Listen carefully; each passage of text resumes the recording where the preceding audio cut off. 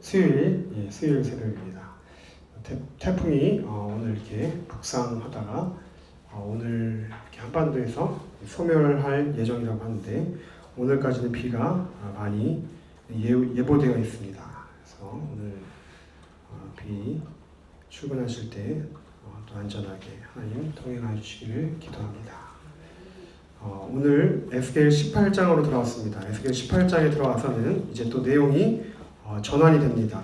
내용이 전환이 되는데 오늘 에스겔 18장을 보면은 또 어떤 비유이자 또 어떤 알쏭달쏭한 그런 속담과 같은 그런 수수께끼와 같은 속담으로 오늘 큐티가 시작되고 있는데 오늘 2절의 말씀을 보면은 바로 뭐라고 표현이 이스라엘의 속담이 있었냐면 아버지가 신 포도를 먹었으므로 그 자녀가 이가 실이다. 이게 무슨 뜻일까? 이렇게 우리가 고민해 볼 수가 있습니다. 그러니까 아버지가 신 포도를 먹었는데 아버지의 이가 실인 게 아니라 자녀가 이가 시다고 하면 어찌 된 것이냐? 이 하나님이 이스라엘 백성들에게 이렇게 여쭙고 있는 것입니다. 즉, 이 표현은 무슨 뜻이냐면 아버지가 신포도를 먹었는데, 즉 아버지가 신포도의 결과에 상응하는 그러한 죄악된 삶을 저질렀는데 그 자녀가 우리의 부모가 이렇게 죄를 저질렀기 때문에 나의 인생은 잘 될 수가 없습니다. 우리 아버지가 신포도를 먹었기 때문에 나도 신포도를 먹지 않아도 나는 당연히 이빨이 쉽니다. 이렇게 이야기하는 것이 바로 2절의 표현이라는 것입니다. 그래서 오늘 이 2절의 표현을 보면은 부모의 대로부터 범죄한 이스라엘이었기 때문에 오늘날 내가 이 어려움을 당하는 것은 당연하다. 이러한 패배의식에 깔려 있었던 이스라엘 백성들을 향하여 에스겔이 주는 이 권면의 말씀입니다. 그런데 2절의 말씀을 더 정확하게 이야기하면 부모와 나를 연관짓지 말라는 거예요. 그래서 어떠한 부모를 주셨던 간에 그 부모의 잘못된 부분이 있다 할지라도 그것이 자녀된 나와 연관짓지 말라는 것입니다. 나의 부모가 신포도를 먹었기 때문에 나도 신포도를 먹어야 하고 나의 부모가 신포도를 먹었기 때문에 나는 그 신포도를 설령 먹지 않았다 할지라도 내 이빨이 시리다는 것은 이러한 것은 말이 되지 않는다는 것입니다. 그래서 이 새벽에 하나님께서는 특별히 우리의 생각을 우리의 마인드셋을 바꾸라고 하십니다. 전환하라고 하시는 거예요. 한번 생각을 해볼까요? 저희 가정 가운데 또 각 가정 여기 계신 각 성도님들의 가정 가운데 그 조상으로부터 그 부모의 대로부터 가게에 흐르는 좋지 않은 것들이 있을 수 있습니다. 그래서 우리가 한번 이렇게 깊이 기도를 해보면 우리 가문과 가게에 흐르는 혹시 좋지 않은 이러한 인자들은 또 이러한 가게에 흐르는 저주들은 있지 않은지 알코올 중독이라든지 무당과 우상을 숭배하였던 그러한 우상 숭배의 그러한 영이라든지 니코틴 중독이라든지 도박 중독이라든지 질병이라든지 가난이라든지 많은 요인들이 우리의 가정 가운데 우리의 대회에 이렇게 우리가 알게 모르게 흐르고 이 죄의 속성들이 영적으로 대물림되고 있음을 우리는 알 수 있습니다. 그렇지만 오늘 이 새벽 가운데 특별히 에스겔 18장은 이러한 부모의 대로부터 흐르고 있는 좋지 않은 가계의 영적인 저주와 그런 죄된 속성들이 부모가 신포도를 먹었다고 해서 자녀도 자동으로 그것들을 승계해야 된다는 것은 어찌 됨이냐. 이것은 어불성설이라는 거예요. 그래서 어떠한 부모님을 나에게 주셨던지 상관없이 감사함으로 받으면 버릴 것이 없습니다. 나 누구는 우리 가게에 있었던 또는 우리 조상으로부터 내려오는 좋지 않은 영향력의 인자들이 있음을 이 시간 인정합니다. 그러나 이 시간 동시에 예수 그리스도의 능력의 이름으로 선포하노니 모든 더러운 것들아 다 나에 대해서 끊어질지어다. 우리가 이렇게 선포하는 거예요. 너는 더 이상 유전되지 아니할지어다. 나의 때부터는 예수 그리스도의 보혈로 새로운 영적인 가정으로 거듭났음을 선포한다. 그러므로 너는 더 이상 이 가정에 거할 곳이 없다. 주 예수 그리스도의 이름으로 명하노니 죄된 인자들은 떠나갈지어다. 우리가 이렇게 예수님의 그 능력의 이름을 선포할 때에 우리의 가정과 우리의 가게에 흐르고 있는 좋지 않은 인자들이 끊어질 줄을 믿으시는 저와 여러분이 되시기를 축복합니다. 오늘 이 이스라엘 백성들은 이러한 예수 그리스도의 능력의 이름으로 하나님의 전능하신 그 능력을 의지하지 않고 그저 우리의 조상들이 타락하였기 때문에, 우리의 부모들이 넘어졌기 때문에 나도 똑같이 넘어지고 나도 잘 될 수가 없어. 그러므로 나는 노력해도 안 될 거야. 이러한 짙은 패배의식이 이 백성 가운데 깔려 있었다는 것입니다. 그런데 하나님께서는 정확하게 에스겔 선지자를 통하여서 이 백성의 패배의식을 걷어내시고 부모로부터 흐르는 좋지 않은 그런 유전적인 요인들, 그런 죄에 속성된 요인들을 걷어내게 하시며 정확하게 하나님이 두 가지의 길이 있음을 우리에게 제시하고 있습니다. 이것을 거꾸로 표현을 한다면 부모님을, 어떤 부모님을 만난다 할지라도, 그러면 이것을 거꾸로 표현을 한다면 아무리 좋은 부모님이라 할지라도 자녀를 그 부모의 힘으로 구원할 수 없음을 이야기할 수 있습니다. 그래서 오늘날 우리가 살아가는 시대를 불확실성의 시대라고 합니다. 그래서 이 불확실성의 시대에 어떻게든 확실한 것을 자녀에게 전달해주기 위해서, 어떻게든 자녀에게 좋은 미래를, 조금 더 나은 미래를 물려주기 위해서 오늘도 세상 사람들은 최선을 다합니다. 좋은 학군을 찾아 이사를 합니다. 사교육을 시킵니다. 유학을 보냅니다.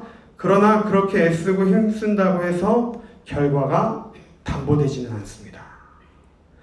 더러는 부작용이나 역효과가 날 때도 있고 때로는 좋지 않은 결과를 맞이하기도 합니다.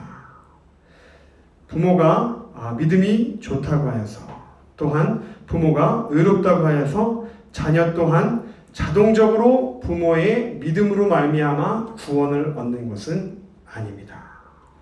물론 믿음의 유산을 물려주고 믿음적으로 좋은 이런 신앙의 유산들을 심어 놓으면은 자녀에 대해 열매 맺는 많은 축복들이 있음을 부인할 수는 없습니다. 이것은 사실입니다.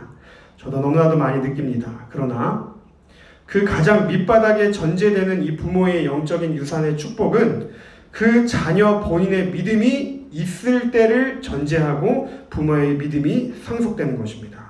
자녀가 예수 그리스도를 영접했는지, 우리 자녀가 예수 그리스도를 영접했다면 진정으로 예수님의 십자가를 통과했는지, 하나님의 주권을 인정하며 이 세상 가운데 주님의 뜻을 구하고 실천하며 살고 있는지, 부모된 세대가 면밀히 자녀를 살펴보고 겉에서 독려하는 것이 진정한 부모의 역할이라는 것을 오늘 에스겔 18장은 우리에게 말씀해 주고 있습니다. 에스겔 18장은 두 가지의 길을 우리에게 보여주고 있습니다.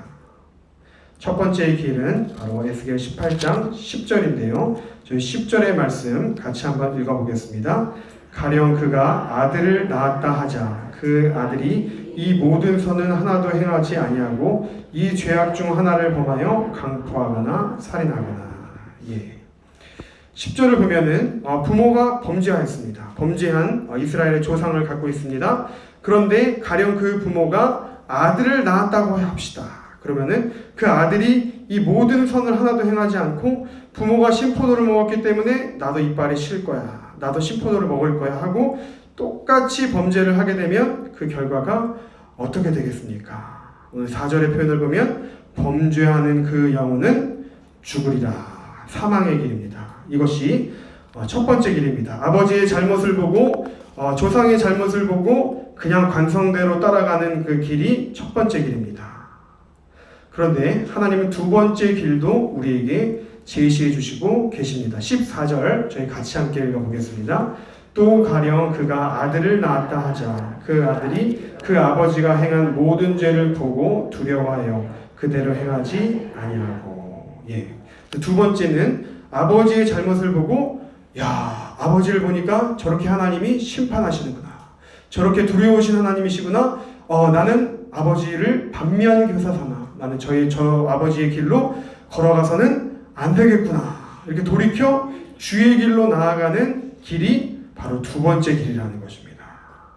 아버지의 길대로 가면 아버지의 결말이 4절과 18절에 기다리고 있지만 아버지의 길을 돌이켜 하나님의 길을 선택하면 바로 9절 하나님께서 어떻게 그 자녀를 회복시키신다고 하는지 우리 9절의 말씀 같이 한번 마지막으로 읽어보겠습니다. 내 율례를 따르며 내 규례를 지켜 진실하게 행할진대 그는 의인이니 반드시 살리라. 주 여호와의 말씀이니라.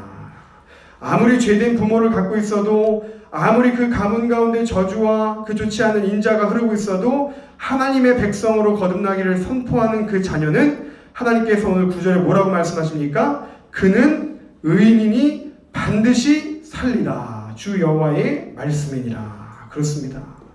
아무리 경제가 어렵다고 해도 아무리 시대가 어렵다고 해도 아무리 우리의 부모로부터 좋지 않은 것들이 상속되고 가게 흐르고 있다고 해도 그 자녀가 하나님을 주되심으로 고백하고 주님 저의 가정 가운데는 저의 가문 가운데는 제 개인적인 인자는 하나님 주님 앞에 소망이 없음을 고백합니다. 그러나 그 소망이 없기 때문에 더욱더 주님께 매달립니다.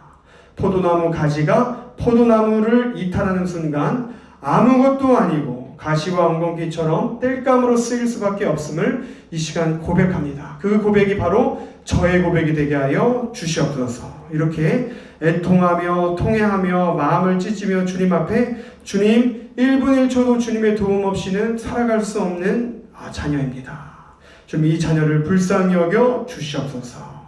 이렇게 주님 앞에 발짓하며 나아가는 피투성이일지라도 하나님께서는 그를 의인이라고 하시고 그를 정결케 하시며 죄의 탯줄을 분리하여 주시며 강보로 싸게 하시며 그 자녀를 왕의 자리까지 왕의 식탁까지 하나님의 존전까지 하나님의 지극히 깊은 지성소까지 인도하시는 분이 바로 우리의 사랑의 주님이심을 우리가 기억하라는 것입니다. 이 새벽에 우리 앞에 두 가지의 길이 놓여 있습니다.